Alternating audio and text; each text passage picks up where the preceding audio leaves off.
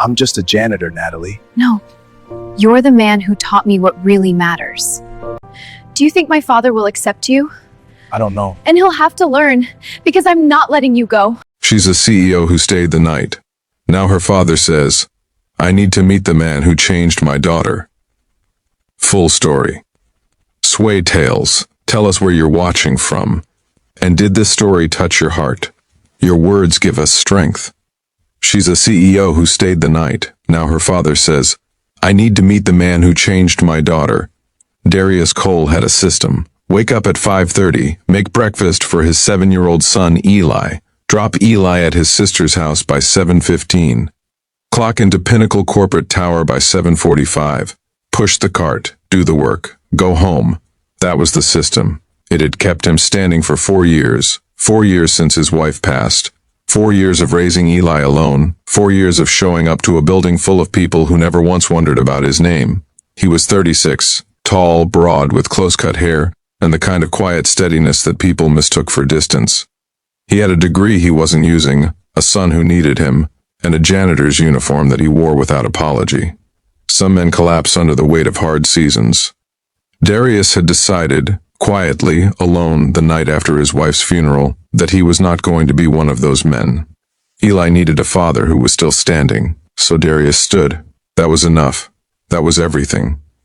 Natalie Hargrove did not ride elevators with strangers, not because she was rude, at least she would have told you she wasn't rude, but because she was the CEO of Hargrove Capital Group, her father's company, which she had grown from a $12 million regional firm into a $200 million national investment powerhouse in 4 years. And she had learned early that every second of every day belonged to something that mattered. Casual elevator rides did not make that list. She was 30 years old, blonde, sharp-eyed, and dressed like someone who had decided long ago that the world would take her seriously or get out of her way. She ran her company from the 24th floor of Pinnacle Tower. She arrived at 8 a.m. and left when the work was done, which was usually after 7 p.m. She had been a tenant of Pinnacle Tower for 2 years. She had walked through the lobby 200 times without once looking at the man in the blue uniform pushing the cleaning cart near the east corridor. She wasn't proud of that. She just hadn't known there was anything to notice. The morning she noticed was a Wednesday in September. Natalie had arrived early, 7:20 a.m., which was unusual, because she had a board call at 8 and needed coffee from the lobby cafe before it opened. She was standing at the cafe gate, frustrated, when she heard a small voice behind her. Are you waiting for them to open too? She turned. A little boy, maybe 6 or 7, was standing a few feet away holding a backpack shaped like a dinosaur. He had big serious eyes and was looking at the cafe gate with the same focused disappointment she was. I am, Natalie said. Me too, the boy said gravely. My dad said I could get a hot chocolate if I was good at drop-off. I was very good. Natalie looked around. A few feet away, behind his cart, a man in a blue uniform was watching the boy with an expression so full of quiet love, it stopped her mid-thought.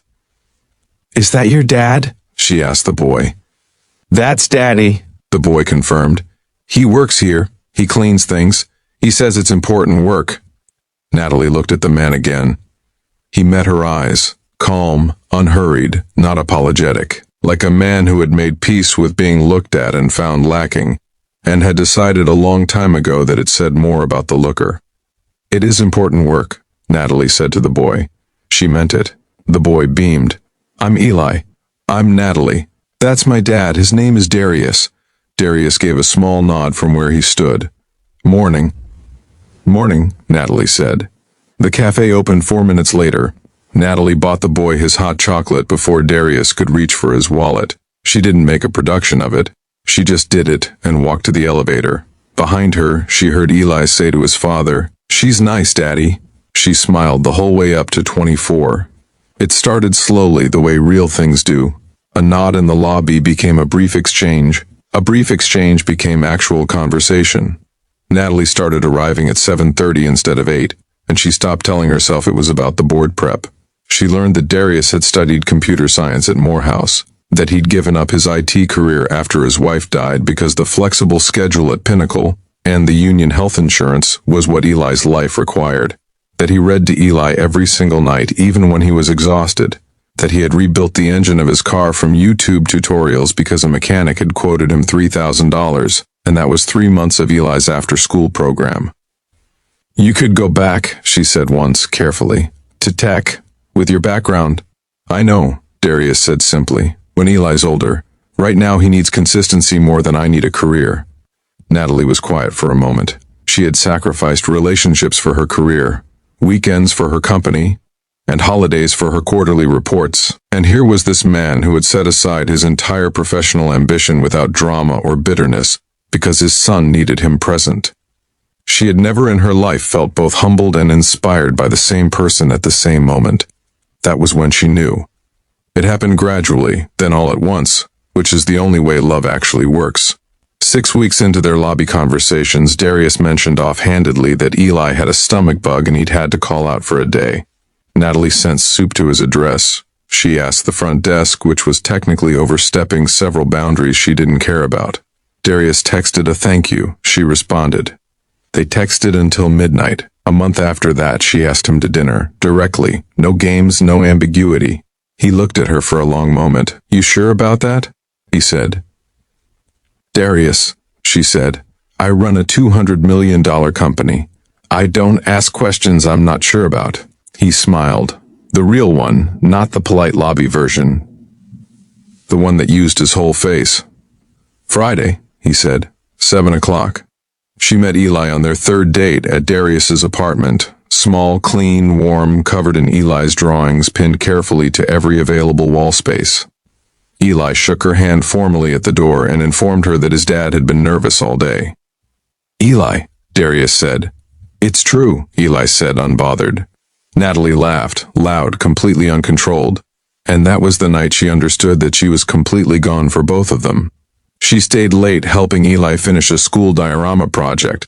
By the time it was done, it was nearly midnight. The rain had picked up outside. "You shouldn't drive in this," Darius said quietly. "I know," she said. Just as quietly. She stayed. Nothing happened that her father needed to worry about. They talked until 3 a.m. on the couch, Eli asleep down the hall, the rain loud against the windows. Darius told her about the night his wife passed, and Natalie told him about the morning she almost walked away from the company 3 years ago when it all felt like too much, and how she didn't have anyone to call. "You have someone to call now," Darius said. She looked at him. "Yeah," she said softly. "I do," she told her father the next week. Gerald Hargrove was 63 years old, a self-made man from Savannah who had built his business on handshakes and character judgments, and was almost never wrong about people. He had watched his daughter work herself nearly to the bone for 4 years, and had quietly worried that she was building a life with no room for anything soft in it. When Natalie sat across from him at Sunday dinner and told him about Darius, the uniform, the cart, Eli Morehouse, the soup, the diorama, the rain, Gerald was quiet for a long time. "He sounds like a real man," Gerald said finally. "He is, Daddy."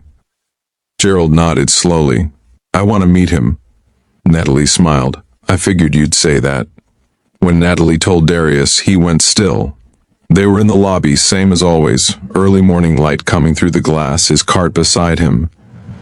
"Your father," he said carefully, "wants to meet me." "Yes, Gerald Hargrove." "Yes." Darius looked at her. "Natalie, I'm the janitor in his daughter's building." "You're the man his daughter is in love with," she said. Her voice didn't waver. The lobby was quiet around them. Somewhere across the marble floor, a phone rang at the front desk. The city moved outside the windows. Darius looked at this woman, this CEO in her white dress with her composed authority and her real laugh and her midnight conversations and her soup delivered without fanfare. And he felt something in his chest settle like it had been waiting 4 years to land somewhere steady. "Okay," he said. "Okay," she said. "Tell your father I'll be there." He paused. "Should I wear the uniform?" Natalie looked at him. "Don't you dare," she said. He grinned. "The full version. The Eli version." And in the wide, bright lobby of Pinnacle Tower, for the first time in 4 years, Darius Cole felt like a man walking towards something instead of just holding on. That felt like more than enough. That felt like the beginning. The right person doesn't see your uniform. They see your character. And that is worth everything.